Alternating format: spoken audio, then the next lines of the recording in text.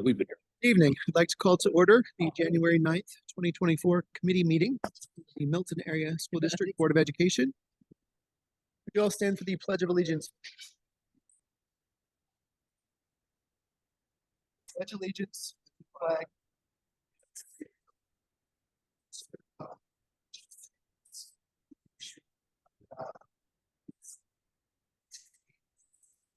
If you'd all remain standing, silence.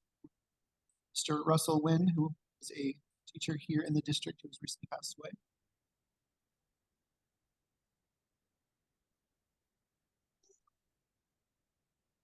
Thank you. You can see.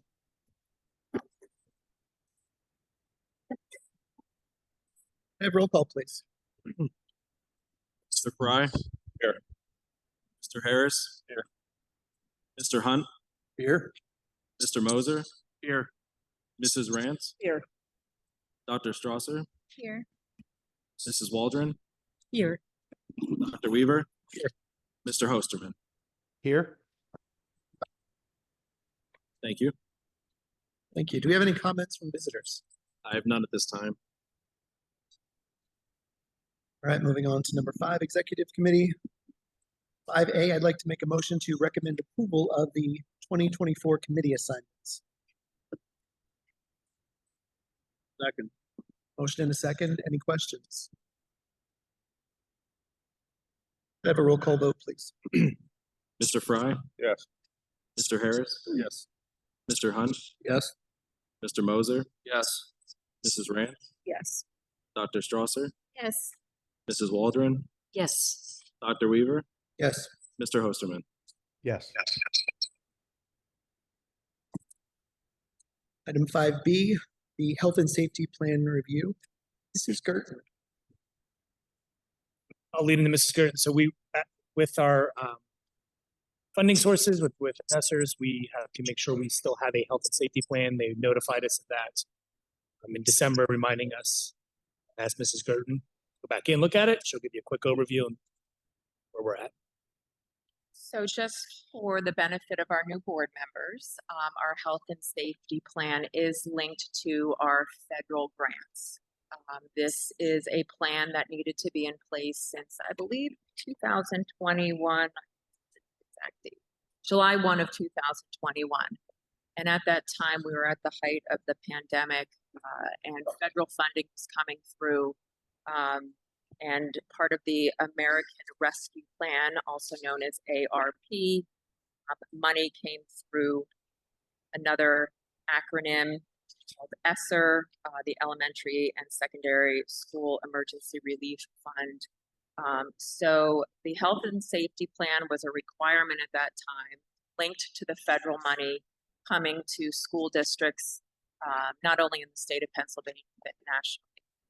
The school district has received to date almost $4.5 million in 3 separate grants through the ARP ESSERs. There's been some additional grant money separately through federal funding.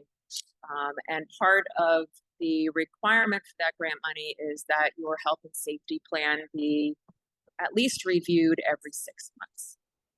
And at one point, our health and safety plan was well over 120 pages.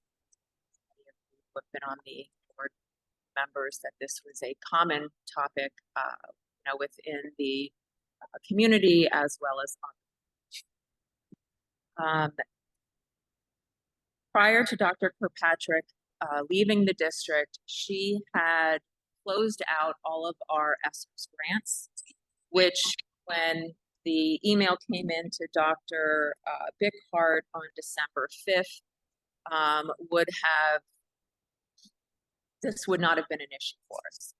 With that said, the federal grants shifted to my responsibility, myself, Mr. Fink, Mrs. Schultz, payroll, and who also oversee, or excuse me, not payroll, accounts payable. That we found a error in the fiscal reporting of the ESSERS 3 grant, the ARP ESSERS, what we call ESSERS 3 grant. As a result of that reporting error, we had to reopen or do a budget revision of the ESSERS 3 grant, and there is a small amount of money, about 15,000 and change, left in that grant that we need to spend. So because we still have an ESSERS grant open, we need to review our health and safety plan. We have not done so in over a year. And I felt the best way to do that, we felt the best way to do that was certainly to bring it back to the board. The draft that you have in front of you is as basic as we can get with the template. My new language in the draft is what I hope will pass when submitted to Department of Ed. For example, on page 4, with regard to masking, the language is that anyone who chooses to wear a mask or a respirator may do so. So there is no mandate. Yet if an individual in the school district chooses to do so, they are able to do so. With regard to modifying facilities, did see a typo. Teachers may move their classroom activities outdoors when appropriate, whether allowed, following established protocols, procedures in the district already at least 32 degrees or below 90 in precipitation. We've had other language in there. Again, I don't think with the current situation that we are in right now, the additional information in there is needed with regard to how we social distance or how we group students. But there are still options there for teachers to relocate in the buildings or outside of the building if they feel they need so.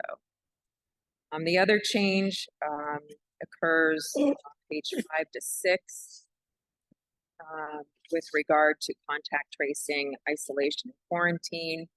Simply indicates in bold that the district will excuse absences for allotted time recommended by the CDC guidance for isolation and quarantine based on medical documentation.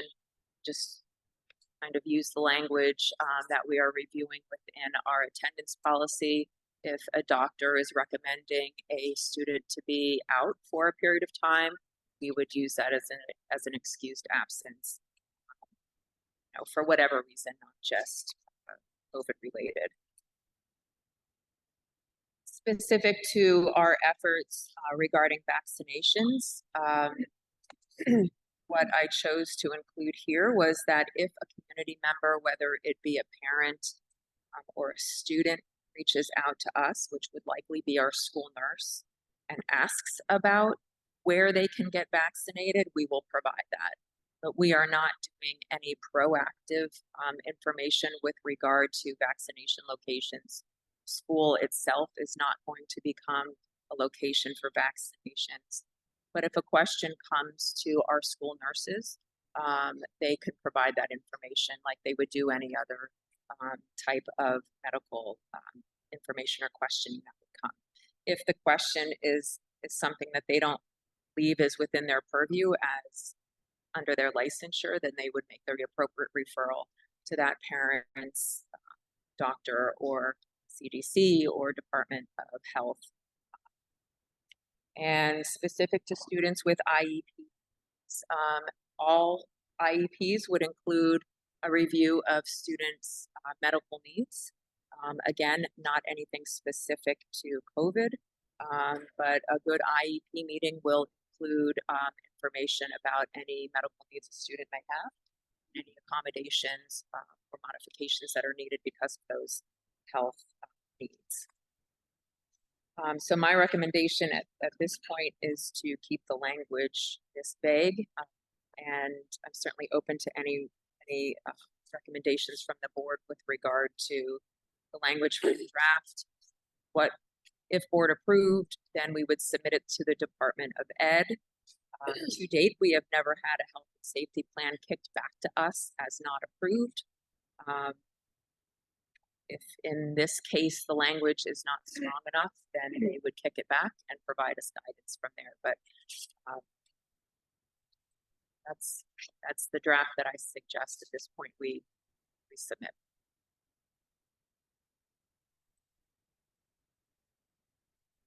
Any questions for Mrs. Burton? I'd like to make a motion to approve. That's item 6C for the 60th. Oh, okay. So we don't have to do it today. Not today. We can think about it. Proposed agenda items 5C. They are items 6A, 6B, and 6C on the agenda for next week.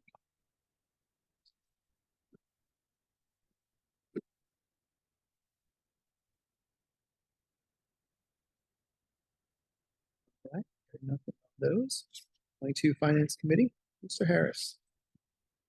I'd like the motion to submit items 6A and 6B. That would be the budget timeline. The proposed agenda items to the general expenses receipts. Mr. Fink, would you like to review that budget timeline for us? Oh, thank you. Yeah, sorry, I couldn't hear what that It's sorry. difficult to hear. That's okay. Yeah, so just very briefly, you guys all have in your packet the budget timeline. This is just broad overview of important dates and what we'll be looking at each board meeting. I mean, if you want me to read through it, I can, but the first introduction to the budget is going to be next Tuesday, the 16th, where we'll have a committee meeting leading into the regular meeting, and that will be kind of just an open discussion, question and answer review. And then on February 6th, at that meeting will be a full review and discussion of the proposed preliminary budget. And then from there, you can see the timelines for anticipated dates for voting for approval, for posting and advertising, and then when we do our annual presentations for all of the different departments for the budget. And then hopefully, if everything works out well, we'll vote to approve the final budget at the May 21st meeting. Any questions on that? That's February everything. 6th, the board meeting, is February 6th, the board meeting. I believe February 6th was established as a pure budget meeting, just a full board meeting to review the budget itself. It's not a board meeting, it's a budget meeting. It's a meeting of the board to discuss the budget. So a special meeting of Special- as it's average. Yes. Yep. Full board. Yep. Yes, the design is only to discuss budget. Is that the only one that we're having? That's the only, I mean, at least it's scheduled as of now. If necessary, we'll schedule additional meetings I'm happy to meet whenever works outside for of, the board. outside of board meetings. For sure. I know there's been some discussion this week and when we talked about having a board, just having a committee meeting prior to board meeting next week. I spoke to Mr. Hosterman and Mr. Fry. I don't really think of the budget as being a committee. Budget is a responsibility of 9 board members, and they should be available and ready to discuss the budget together. There are other things that can fall under finance that I think are committee worthy, but I believe that the budget itself should be 9 members, along with Mr. Fink, Dr. Bickar, of course, to discuss as a whole, so that questions are asked and answered together for complete transparency. Mrs. Rance, did you receive an email for a full board invitation for that? I did. Okay. I just Wanted questioned to some make of the sure. language in it, yes. You know, we should be there. There's no question about being there. And I will tell the board, I think one of the confusions there was my desire to use work sessions, use the committees in that capacity. And I appreciate Mr. Hosterman and I were talking and he said the same thing. The importance of the entire board when we're talking budget being present. I completely understand. I think it's great that we'll be together on the 16th to start the conversation. The February 6th meeting was based off of last year when we added that meeting. I agree. I think the more we are clear, everybody feels like they have the right information, I'm all in. Whatever meetings we need to do that. So I appreciate that. Like, I do believe, I want to use our committees as impactful as possible, but I think that's well stated on the budget is different than finance. Budget is everybody. I respect that. Thank you. Thank you. I appreciate that. Yep, it's like All right, anything further for finance, Mr. Harris? No. Moving on to education and technology, Mrs. Waldron. Yes. It looks as though we have some presentations. Leader in Me curriculum from Mr. Stetler and Skirt. Thank you so much, Mrs. Waldron, and thank you, Board, for the opportunity to be able to speak to you briefly this evening about a topic that I'm very passionate about, and that is the Leader in Me curriculum. This was developed by the Franklin Covey Institute through the work of Stephen Covey and ultimately then his son, Sean Covey. It ties into the popular titles, 7 Habits of Highly Effective Teachers, People, Teens, etc. It's like chicken soup. They did a little bit for everything. But this is based in research. It's an evidence-based curriculum that is focused on both leadership and character development, targeted pre-K through 12. We have done for the last several years positive action curriculum in the elementary world. We've had a discussion over the course of the last 2 school years as to whether or not that curriculum still met our needs, especially in a post-COVID world. And I believe under a realignment with a target on 4th and 5th grade, that is the perfect time to start having conversations around student leadership development, character development. Leader in Me nurtures student leadership, it fosters a culture of trust, and it boosts academic success. It's utilized in 7,000 schools across 70 countries globally. And it's really based on the premise of the see, do, get theory of change. When you change the way you see things, it influences what you do and the results that you get. And what I love about that is that it's a complete systems approach. So that see, do, get is not only focused in my seat as a building principal, but my teacher's seats and my students' seat. It's all about vision setting, what they want to see and what steps we're going to create to accomplish that vision. It's about a 25 to 30 minute program per day. We would scaffold that into our science and social studies time in the 4th and 5th grade world, not completely supplanting social studies, but looking at character development as a social studies element within our curriculum. It believes that everyone can be a leader. Everybody has pockets of genius. I think that that pairs really well with the message that we send at the secondary through the quality of our CTE programs. Not everyone naturally does school well. School, as we think of traditional, book learning, AP classes, we need to value the pathways for success and for understanding that all students embrace. And Leader in Me starts that understanding really early that, maybe I'm not the best math student, but there are areas that I do exhibit genius and I do exhibit strength, and those need to be celebrated as well within our school community. Beyond that, it's also about modeling through adult behavior. So the information that students are going to receive is something that's going to be modeled in our school community by adults and students. And it's going to be modeled in the conversations that we have with students throughout our day. It's not just a program where students hop on their device and they get 20 minutes of digital content. There's direct teacher instruction, there's student discussion, which is a crucial part of the program, and then time for daily reflection. As far as dollars and cents, a year 1 implementation is approximately $25,000. Every year there is an $11 per student charge, which is about $4,000 for us next year.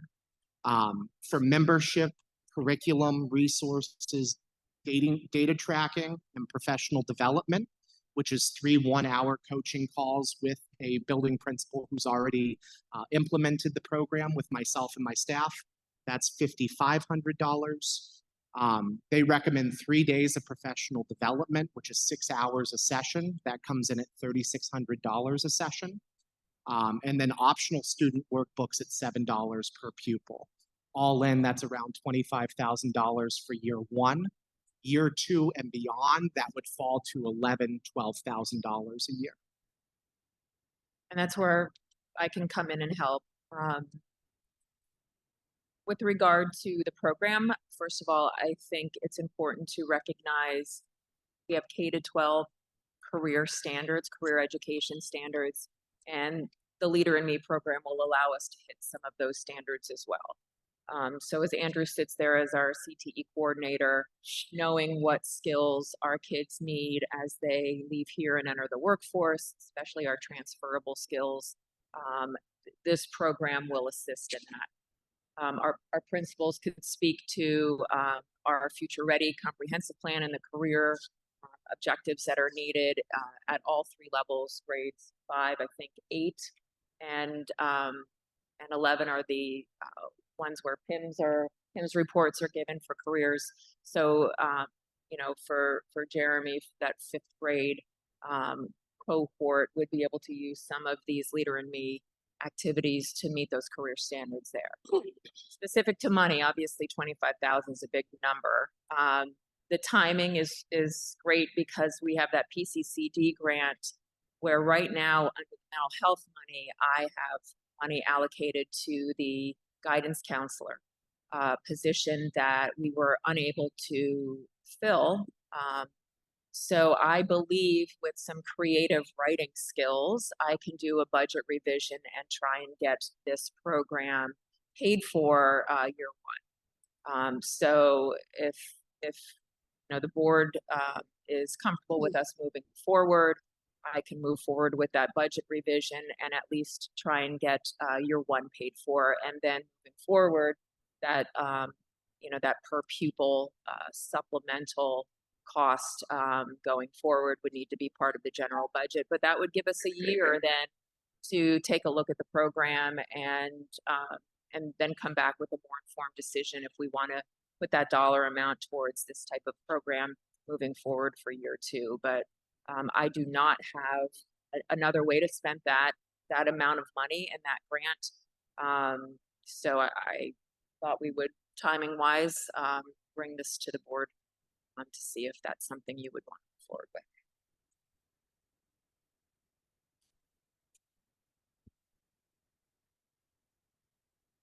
Have there been any concerns from the teachers about 25 minutes a day?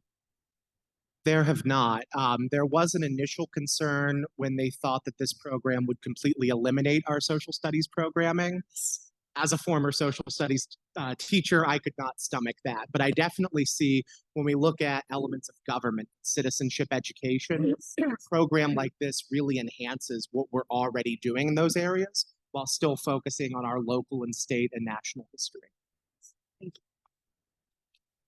I've actually had the opportunity to be in an elementary school where this has been rolled out. The kids love renaming their hallways, things like Synergy Way and other things that relate to the book. Some of them were self-designed. I believe they purchased some of the other materials for that, but the kids were bought in very quickly, and they also knew that some of their teachers were doing a book study, so they felt like they were the big kids and working alongside the adults. So it was a comprehensive rollout for both staff and kids were bought in very quickly and really have enjoyed the program. Thank you, Dr. Weaver. And I think realignment, again, gives us a really great backdrop for rolling this out, because in a time of transition, that student ownership and student voice piece, I think, is going to be, even more magnified in its importance. Thank you. Any questions? Mr. Stetler, I have a question, please. Yes, Mr. Hosterman. Is this going to replace the efforts in PBIS and like the PAWS program that's currently existing? Fantastic question. Thank you. I actually see this marrying into the fantastic work that we've done in PBIS over the last several years in our district. Really, there's nothing within the Leader in Me program that is at conflict or supplants our PBIS work. So PAWS are still going to be an integral element, and we're still looking to hold our banner status at White Deer Elementary School as a PBIS school. Thank you. And are there any local school districts who've implemented this in our immediate area? The one that I had the opportunity to visit, Mr. Hosterman, I see quite frequently in West Berwick Elementary. Mr. Hosterman, when I had spoken with Carl Salmo, who would be our rep from Leader in Me, he was pointing me towards Downingtown as the closest, what they call lighthouse school, which is a school that they have stated they kind of give a banner to with fidelity. But as far as locally, I know that we would kind of be a pioneer in this area. if we would move forward. And if I understand correctly, this is geared toward fourth and fifth grade, correct? So it's a pre-K through 12 curriculum, but we feel that, I personally feel that fourth and fifth grade would be a great place to introduce the curriculum, not saying that we couldn't expand it going forward, but looking at it in comparison to what Positive Action has offered us previously and seeing if we find the program to be beneficial and successful with our students and for our community. Thank you.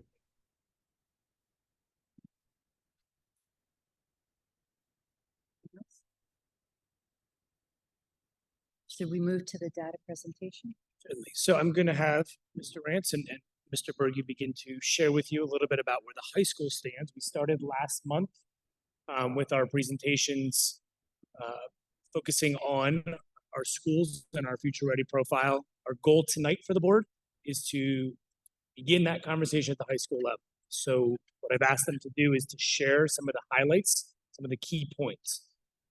Our intention next week for you is for Mr. Scoggins to present on the middle school. However, our goal tonight, if we leave here and there are additional questions from the board, Mr. Rance and Mr. Berge will come back next week. We'll finish the high school in January, and then we move to the middle school in February. I want to make sure each meeting, for a few minutes, we are discussing some level of our academics, where we're at some part of our building, and that began last month, overall for the district, but tonight they're going to begin there, and we'll continue on. I'll turn the floor over to them. Sure. Thank you, Dr. Bickhart. So we felt to kind of give just a succinct data overview of the 2022-23 school year for the high school in terms of just an overview of data points. Our best method would be to look at the building level score that we were assigned as a high school for the 22-23 school year. Reason being, if you go to the next slide, Dwayne, for those that don't know, Act 13 of 2020, which was a kind of a comprehensive educator effectiveness initiative that was passed through legislation, gives each building in the Commonwealth, not just the district, but each building within each district, a score, a 0 to 100 scale score that is in essence your grade for that school year. And through that school year, that grade is comprised of 10 total data points that we will go through step by step. The reason we thought this was a kind of a succinct way to give you that overview of the 22-23 school year is those 10 data points also correlate to the Future Ready Index. So without getting too in-depth into the Future Ready Index and kind of everything that's comprised with that profile, the building level score gives you that same overview, but and again, in the sake of time for this presentation, more succinct version of it. So we're just going to give you a quick overview of our performance on those 10 data points, as well as where we compared in the IU16 with the other schools in our CSIU. So if we go to the next slide, Wayne, you'll see on this slide, these are your test scores. These are your Keystone literature, Keystone biology, and Keystone algebra. And the way that you're evaluated is twofold. One is through a proficiency rate, and that is looking at the number of students that pass the exam by the end of their junior year as a cohort. So when we're looking at these numbers, 22-23, we are looking at the current graduating class of 2024. And then growth, you are looking at students' performance on the exam, regardless if it's their first time taking it or their fifth time taking it. And to summarize, the state looks at a lot of different data points over a student's entire educational career, and they determine where that student should score that they demonstrate growth. That wherever their base level is at the beginning of the school year, they should have a targeted score that they get on that assessment that demonstrates growth. And again, that doesn't matter if it's the first time, second time, third time they've taken the test. They either hit that growth target or they don't. They only count for us if they did hit the growth target. So as you work your way down here, you see, our numbers are not where we want them to be. Historically moving up to the 2020, the COVID era, we were trending in a very solid direction. We are definitely still feeling the effects of those those years of virtual learning and school closures and things like that. This is still a grade level that has been impacted by that. Nonetheless, we do have some growth that definitely needs to happen. So you see our math proficiency rate sitting at a 32.9, English 60.4, and science 41.7. Our growth scores were 61 for math, 61 for ELA, and 50 for science. If you look at our ranking comparatively speaking in the IU, you can see that we're, more or less in the middle of the pack in some of those areas. Science clearly needs some work as well. But that is our scores for the three Keystone tested subjects. If you move to the next slide, you're looking at some additional data points. You're looking at attendance rate, graduation rate, and then our economically disadvantaged rate, as well as the challenge multiplier. So attendance rate is the number of students that are considered to regularly attend school at Melton Area School District. That means that they have they have missed no more than 10% of their school days throughout the course of the year. So our attendance rate is at a 91.7. Graduation rate is simply the percentage of students that graduate in their 4-year cohort. So they are graduating with the class that they are designated to graduate with, for 89.2. Our economically disadvantaged rate is a 42% for the high school. Again, that does fluctuate from building to building. We are the lowest economically disadvantaged building in the district at this time. I know, when we were going over this data, we talked with Mrs. Reese, and that's made up of, that is not formerly, that used to be a percentage based off of the forms that were coming back from families that were filling them out, indicating if they were free or reduced lunch. We no longer use those forms. We now get our percentage, and correct me if I'm wrong, Mrs. Reese, it strictly comes from the county and families that are involved in governmental assistance and programs like that, correct? Yeah, so just a quick refresher from the CEP presentation, as a CEP school, we are actually no longer allowed to even process applications that families would fill out for free or reduced lunch applications. So what we use is state data. So we take our student data, we match it with state data, and they basically come back and say, this is your percentage of students who are directly certified, meaning they are directly certified for free or reduced lunch based off of programs such as SNAP, TANF, Medicaid, if they're foster students. So we no longer collect those self-reported family income applications. We strictly use the data that we compare our student files with, the state eligibility files. Thank you, Mrs. Reese. The challenge multiplier is a number that is given to a district that really it comes directly from your economically disadvantaged rate. So in essence, in short, the higher number of economically disadvantaged students you have in your building, the higher your challenge multiplier. So when they come up with your building score, you get, for lack of a better phrase, bonus points the higher that your economically disadvantaged rate is. So our multiplier is sitting at a 1.82. When you look at some other districts, you see we're at 9. We're basically right in the middle of the pack. You look at some other districts that have a higher economically disadvantaged rate, you see challenge multipliers that go up to 2.5, 2.6, 2.7. So all of that to be said, our building score came in at a 61.4, which did put us at 14 in the IU, which is, it's not acceptable. It's something that does need to improve. I will say, if you look at it from another angle, if you look at the 10 data points and you put those together and you give us the average ranking within the IU of just the data points and not taking the building score into effect, we do sit kind of right in the middle. We're at about a 9.5. So we're sitting right in the middle of the IU 16 when you compare scores across the board. Still nothing that we're striving for. We're striving for number one, and we have room to grow. And Dwayne, if you go to the next slide, just a couple of things that we want to highlight that are not really new, but things that we are making sure that we are putting a renewed focus on and putting some targeted improvement areas in. As we move through the rest of this year and definitely as we move into the 24-25 school year, we're going to be looking at a more comprehensive curriculum review. Every year, as a district, we review our curriculum documents. You know, teachers go in and they update their syllabi. They're updating their unit plans. They're updating their lesson plans.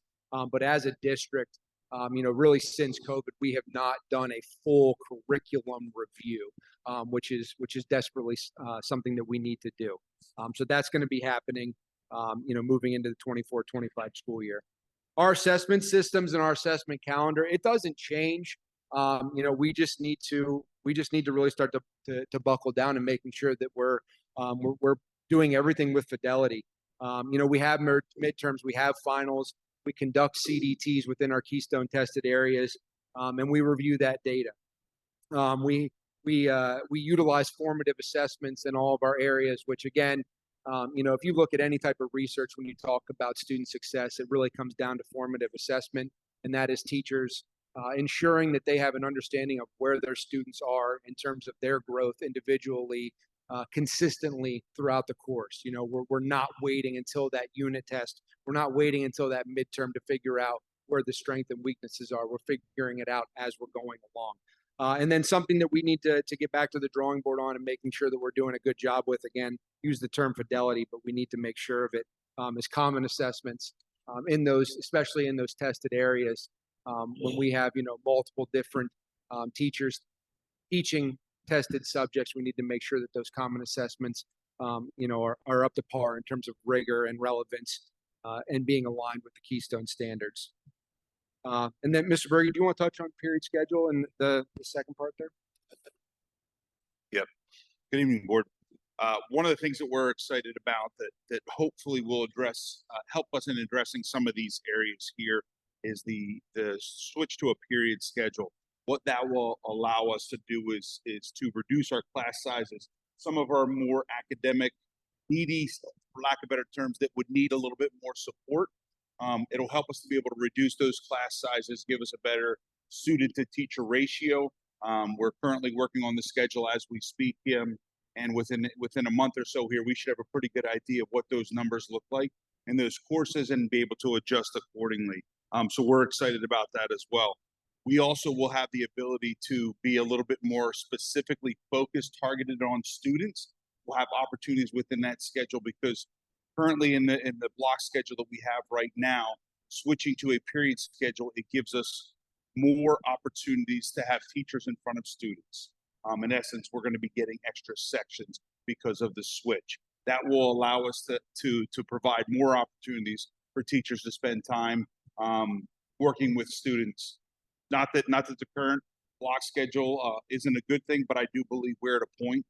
We're making a change and providing more support to our students. More student to teacher FaceTime will be extremely beneficial for us. So we're looking for that. That change to a period schedule will afford us a lot of opportunities within. One of the things specifically that I am looking at personally, in addition to our goal that we have is to improve our building score.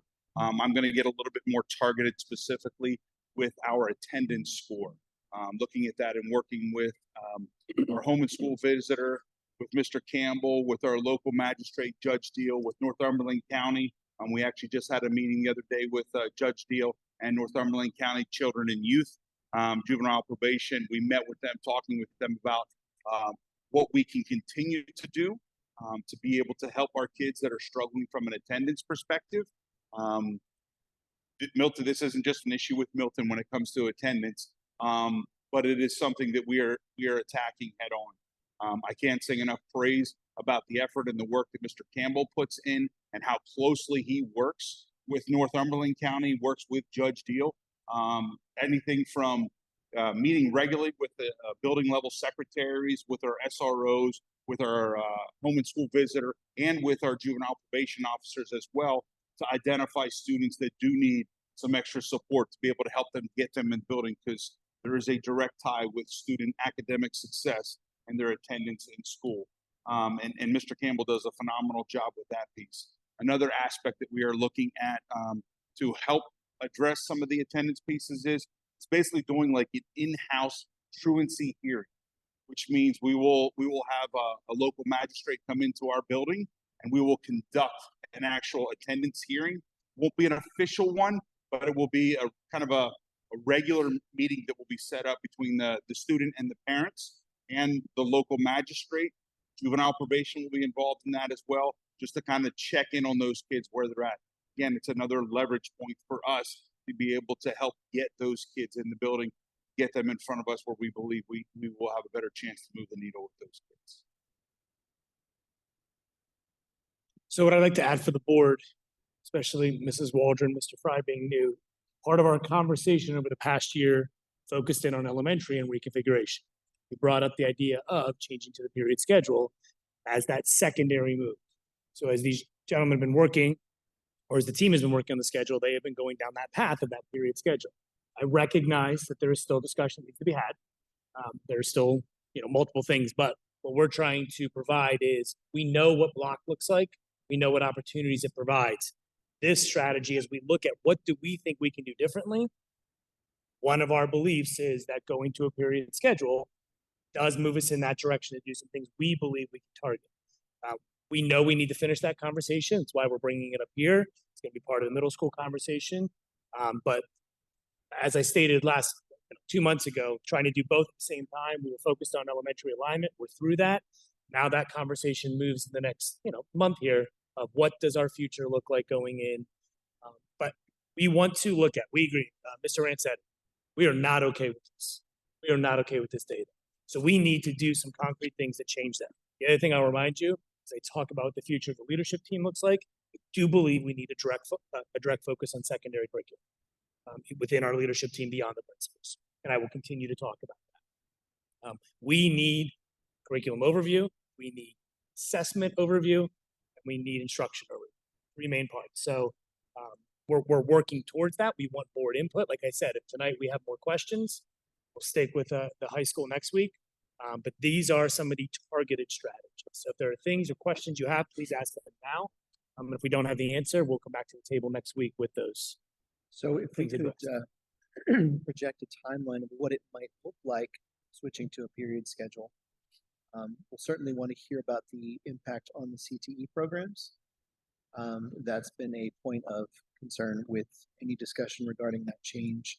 And if you have any survey data, staff survey data, what does that look like? What are the overall opinions?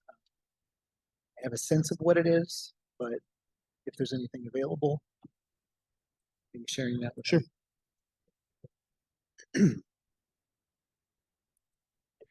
Other comments, other thoughts that we can look into. Dr. Bickard, I'm going to chime in here. Please. I'm just actually a little surprised to see this on this slide, based on the conversation we had at the end of December regarding implementation of an elementary change.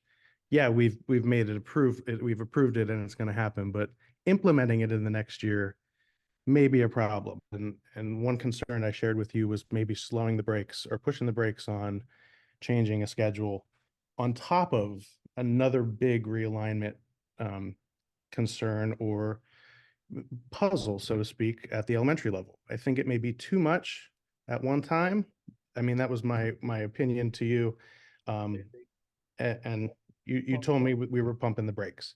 So I'm going to echo what Alvin said. I think CTE and how period schedule affects our CTE program and our music programs of other programs as well that flourish on block schedule. I'd like to see more data research just to validate this point that this is a direction to go.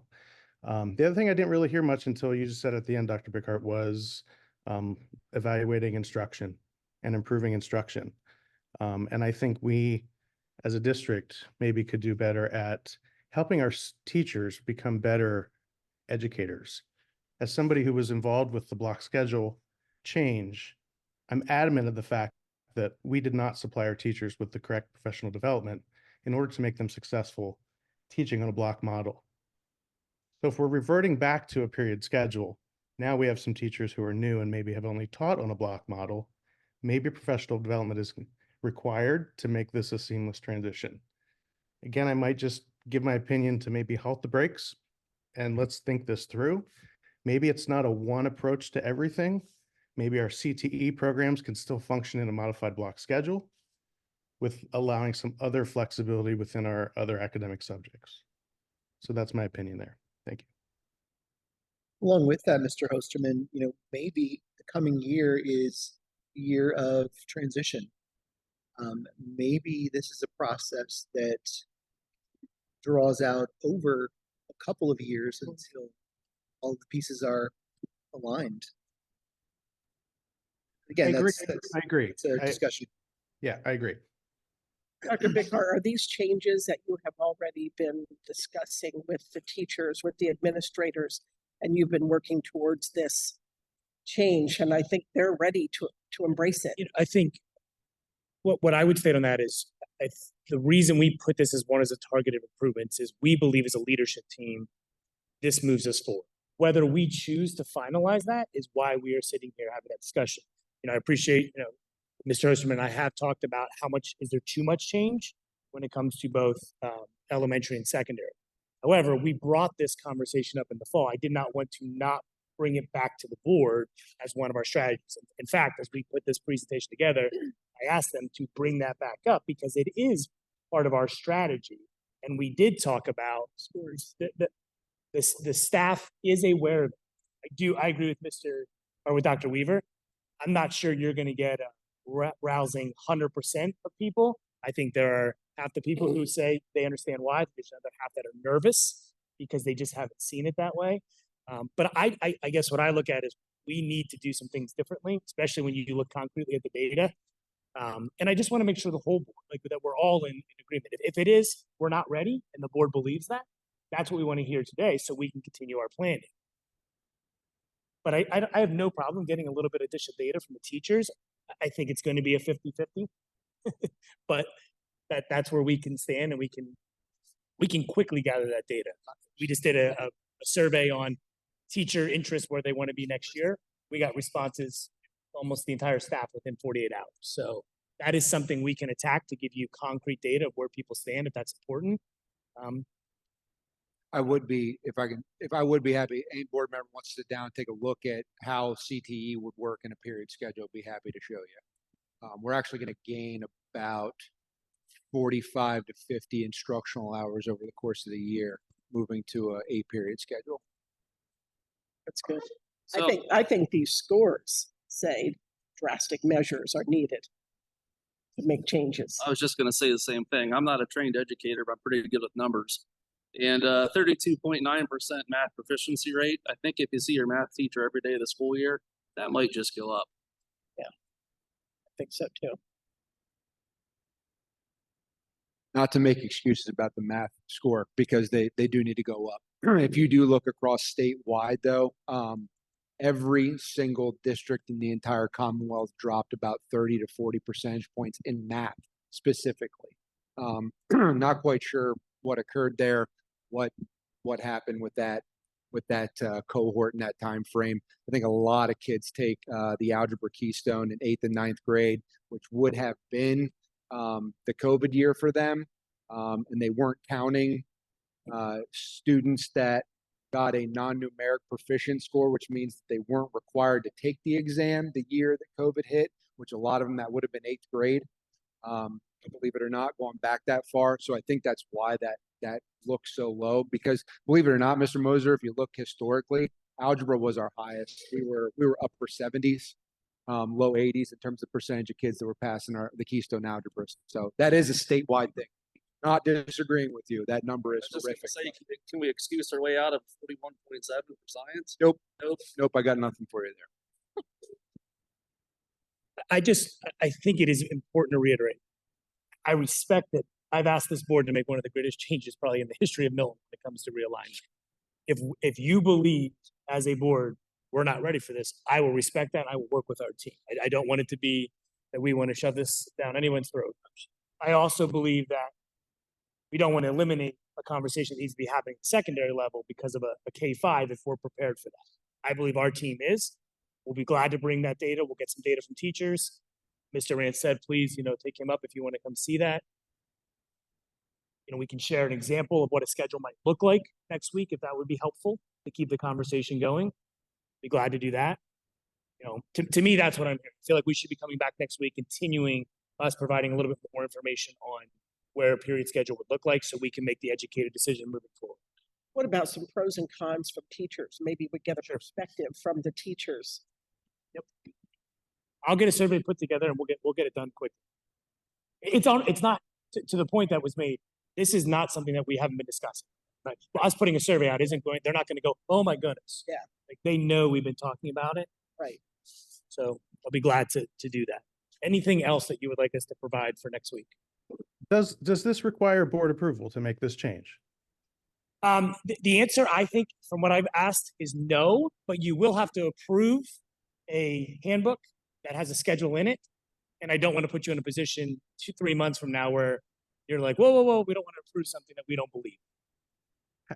So we have not seen the actual schedule that we're proposing yet, correct? Correct. So true or false, have our students at the secondary level scheduled this fall with a period schedule in mind? No, we just completed, so our standard timeline is basically from the end of November to the beginning of January. All students grades 8 through 11, the following years 9 through 12, they complete their course request forms digitally. So that's just them requesting the courses that they want for the next year.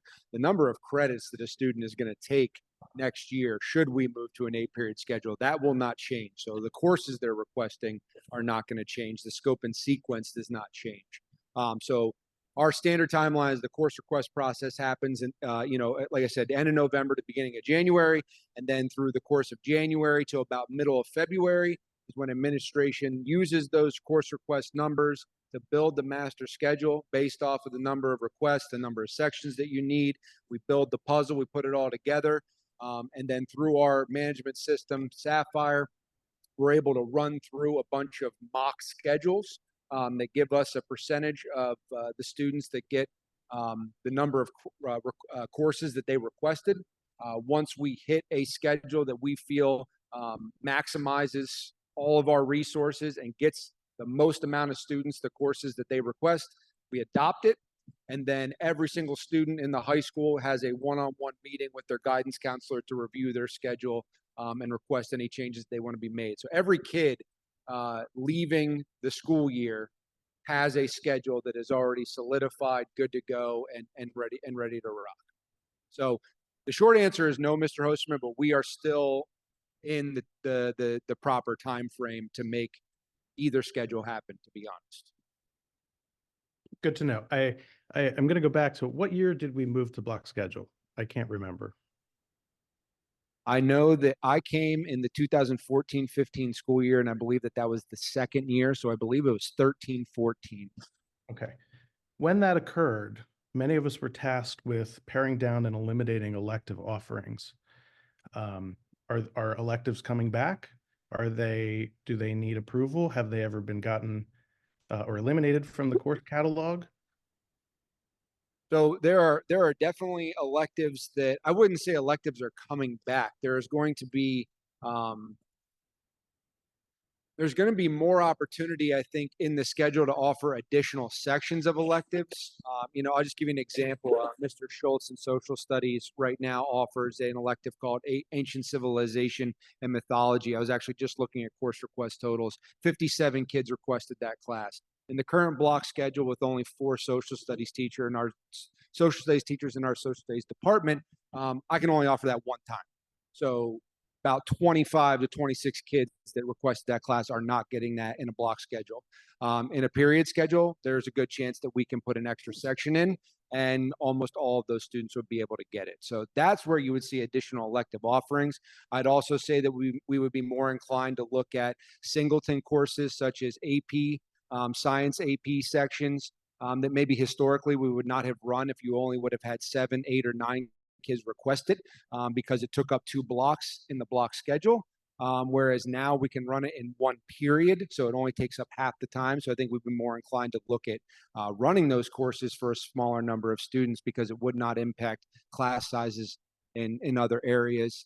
And then the biggest one, which we talked about, is the fact that we'd be able to offer additional sections in English 10, Keystone Algebra, biology, Keystone Biology, Keystone Literature, which would reduce the class numbers or class size in those sections, which are our tested areas, which we feel would be most beneficial.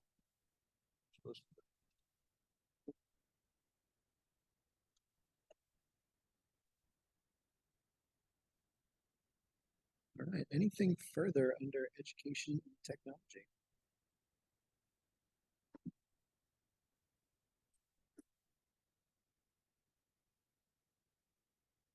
Anything further? All right. Moving on to personnel, proposed agenda items. Questions, comments on proposed agenda items? 11.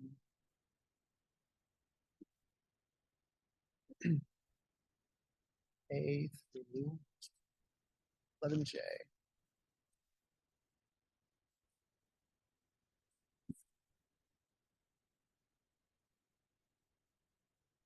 No questions, nothing further on personnel. Anything for facilities, nothing listed. Legislative and policy, Dr. Strasser. So to begin, we have the, I think the final review of attendance. And what I'll share there with the board is we've had a couple conversations about this. We provided this, especially for our new board members in December, making an adaptation to it. What I would ask that I think we all need to consider is we are, I think, very comfortable as a leadership team that doctor's notes are doctor's notes. They are what they are. We are very comfortable with providing parents, a minimum of 10 excused absences. Just to review, a lot of times we would say 10 total, and that would include doctor's notes. So again, putting doctor's notes to the side, 10 absences. The one question I think that we really need to come to a conclusion on is, where does educational trips fall in this? Do we believe it's not necessary and 10 is 10 and you can have as many doctor's notes as you want? Do we believe we need a happy medium with some level of acceptance of a trip in case a family is traveling? We know that number 17 is 10% of the day, okay, or 10% of the year. Are we willing to give 10% of just parent notes and still keep the separation of doctor notes? I just think we need to figure that. I can tell you the leadership team is very comfortable with 10 parent notes and then all doctor's notes are approved, like in any way. We just need a little bit of guidance from you on what do you believe is important when it comes to educational trips in our families. How do we want to put that in the policy? I'm open to what you feel is right. Am I right, Mrs. Gurton? Did I hit pretty much what we've been talking about? I think so, yeah. 10 days is sufficient. I'm gonna do what's best for my kid. They're not gonna stop me. So whatever you want to feel about that. Do we believe like having some That's what level? I'm telling you. Is 10 days reasonable? 10 days is very reasonable. But if it goes to 12 some years, it's gonna go to 12 because I'm gonna do what's best for my kid. Is there any, I feel as a parent, I know that. is there any consideration you can do where if you're only going to do 10 days, it's excuses this, but if you're going an extended trip, maybe coordination can be made with the teachers where you can take the coursework with you. I mean, I know some people travel, maybe they visit family. Is there an opportunity where if you're gone for say, take 5 days, then you go on a family trip? Who knows what it is? I mean, I took my kids to Tennessee and we did museums and whatever, where you can take that education with you and maybe complete it while you're gone. So if it's 11 days or 12 days, you're not behind, you're still ahead in coursework. And I think the hard part there is like, I would want that even if they didn't fill out the education form, right? So that's where it's this in between of what does the form, do we just want that documented so we can add 5 additional days and then a parent gets a bonus week? I don't know where. I think the ability to have that opportunity, I speak firsthand. I went away and expected to have some type of coursework for the kids to go away and there's nothing there. So I think if that is at least noted somewhere, if that's something you may experience, there's an opportunity to identify the policy. Okay. I think from my standpoint, I would be willing to give more lenience toward an educational trip if it indeed truly was an educational trip. And there used to be in place something that had to be completed when the student came back to school to prove or demonstrate skills that were learned on the educational trip.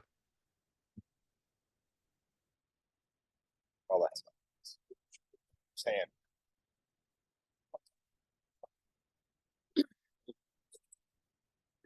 10 days is 11 days.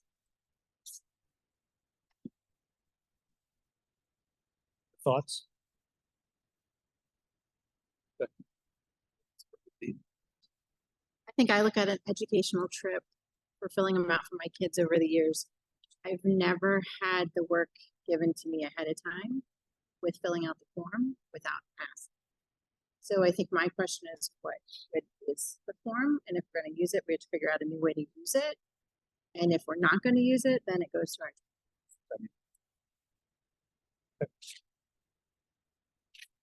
I do agree. We fill out the forms and we don't get the work sent home like we used to. I mean, I remember when I was in school in this building here, and we went to Florida, and Miss Willisford sent this big packet, and I had to track every license plate I found differently in Florida or something. I still remember court there. We had to do Disney World. So, like it just the teachers don't do that anymore, or maybe it's not required. I don't know. My kids never seem to have to make anything up. That's why my response was, I'm going to do what I want to do, because it doesn't seem like you expect me to fill out this form and follow all the steps, but yet on the other hand, the work doesn't come home just from every teacher for the students to keep caught up anyways. So I just want to do what's best for my student. I'm only a few years out of this, so I've sent a lot of work with students, and a lot of that work does not come back. And then you have trouble making up the test and keeping up with the work that you have when you return. It's a conundrum, really, because for test scores to improve, we need the kids in school. So anything beyond 10 days is a lot. I don't know. As an educator, I can tell you when you're not there, you miss things. So I don't know what the answer is, because I haven't looked at this really thoroughly, but I guess the big question is that there are 10 days, and after 10 days, you have to have doctor's excuse for sickness. But should the educational trip days be a part of that 10? Is that the question? Yes. Okay. Yes. Our current language in the policy, if you have it in front of you, is on page 3 of 6. Okay. It's number 9.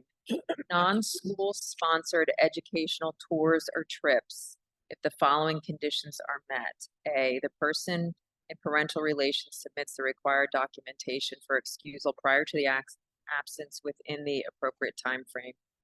Student's participation has been approved by the superintendent or designee. Not having seen that form, can any of the principals help me out? Is there any requirement on those forms for the student to do anything while on the trip?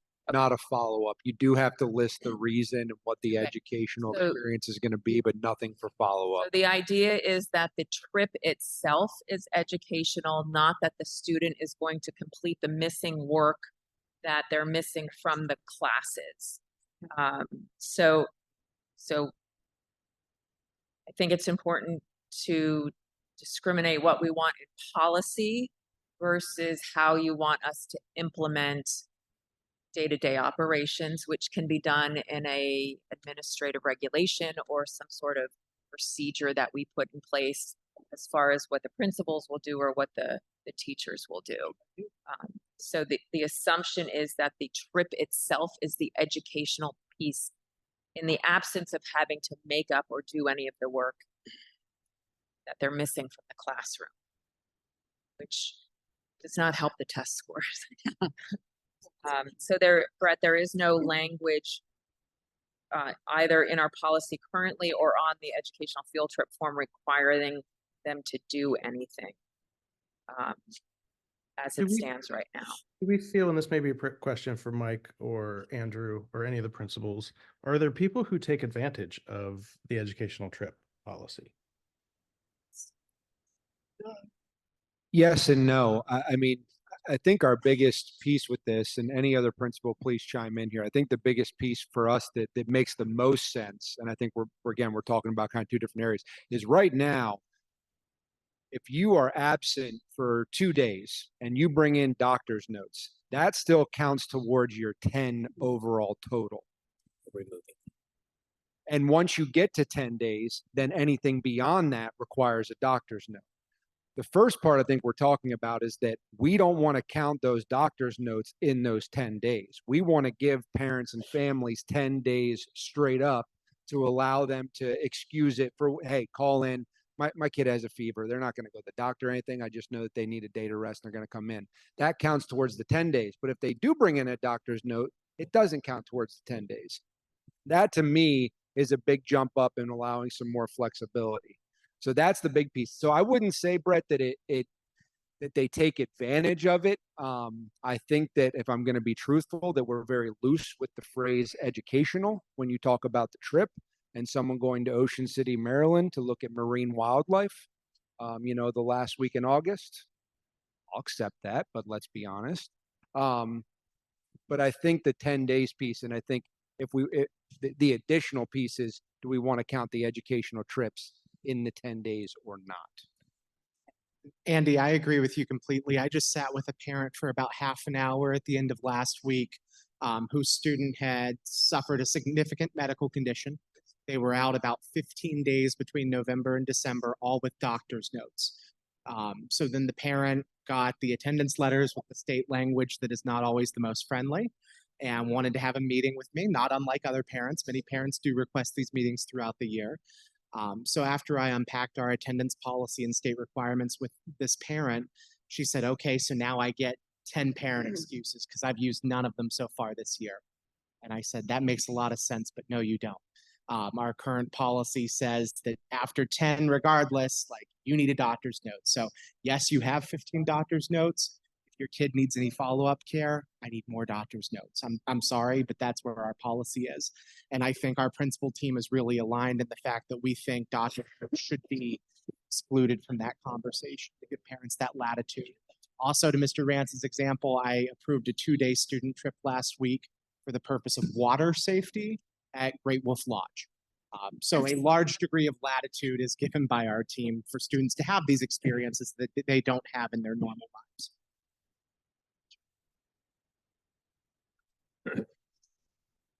Hard finding a magic number is what this comes down to. How does this jive with Mike's initiative to improve enrollment or attendance numbers?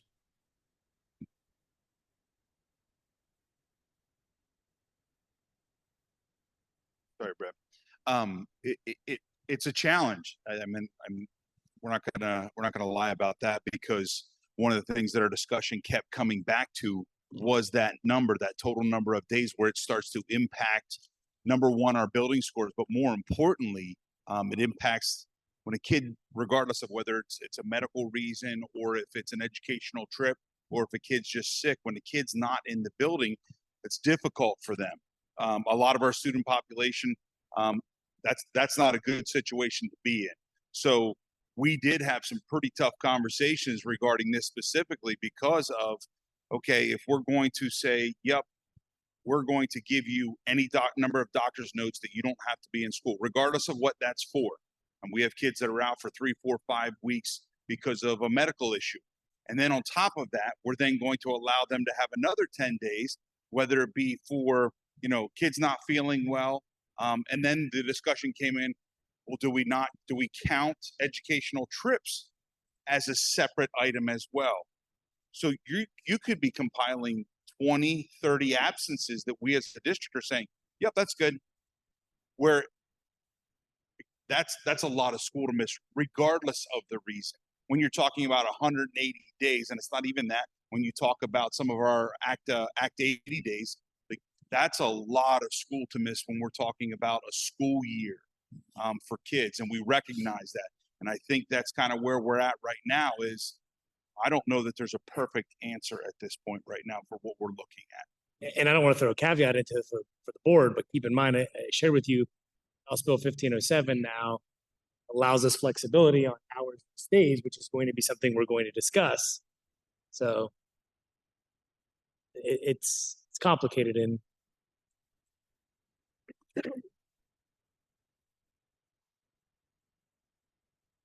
leave it at that for now. We'll continue the conversation.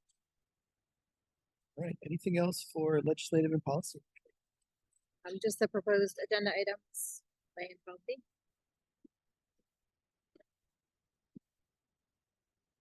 questions on those? All right, moving on. Extracurricular committee. Athletics, Mr. Moser. All we have is proposed agenda items. It's 9A, 9E. Fry is now 9 minutes late to his wrestling. And counting. That's it. Yeah. Any questions on this proposed agenda items? All right. Item number 12, adjournment. So moved. Second, on favor? Aye.